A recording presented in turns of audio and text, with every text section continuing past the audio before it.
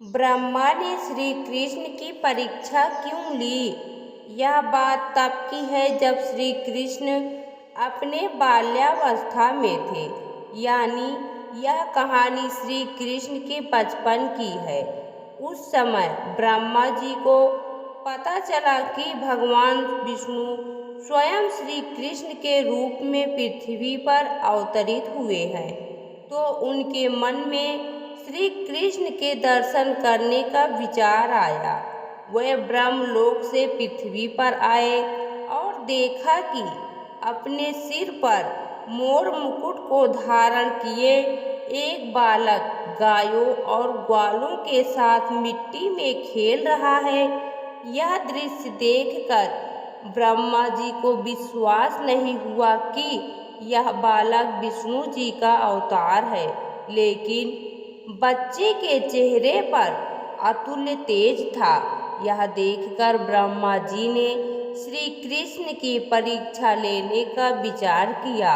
उन्होंने सबसे पहले गायों को वहां से उठा लिया। फिर जब श्री कृष्ण गायों को देखने के लिए गए तो उन्होंने वहां खेल रहे ग्वालों को भी उठा लिया और अपने साथ ब्रह्मलोक ले गए। जब इसके कुछ देर बाद वह पृथ्वी पर वापस आए तो वहां का माहौल देखकर चौंक गए, क्योंकि जिन बच्चों और गायों को वह अपने साथ ब्रह्मलोक ले गए थे वह तो श्री कृष्ण के साथ पृथ्वी पर खेल रहे थे।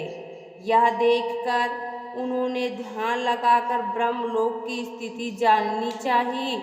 उन्होंने दिव्य दृष्टि से देखा कि सभी बालक और गायें ब्रह्मलोक में ही है।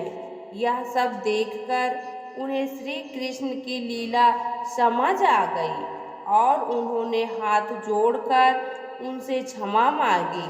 साथ ही प्रार्थना की कि प्रभु मुझे अपने असली रूप के दर्शन दें। तब श्री कृष्ण ने ब्रह्मा जी को अपना विराट रूप दिखाया।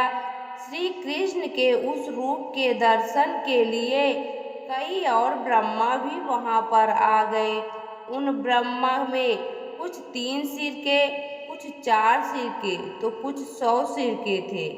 अपने अलावा अन्य ब्रह्मा को देखकर ब्रह्मदेव ने श्री कृष्ण के विराट रूप से पूछा कि प्रभु यह कैसी लीला है आपकी? इस पर उन्होंने कहा कि हे ब्रह्मदेव, इस जगत में केवल आप ही एक ब्रह्मा नहीं हैं।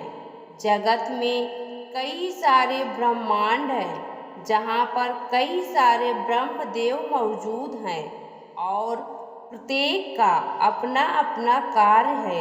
यह सुनकर ब्रह्मदेव ने उन्हें शीश झुकाकर नमस्कार किया।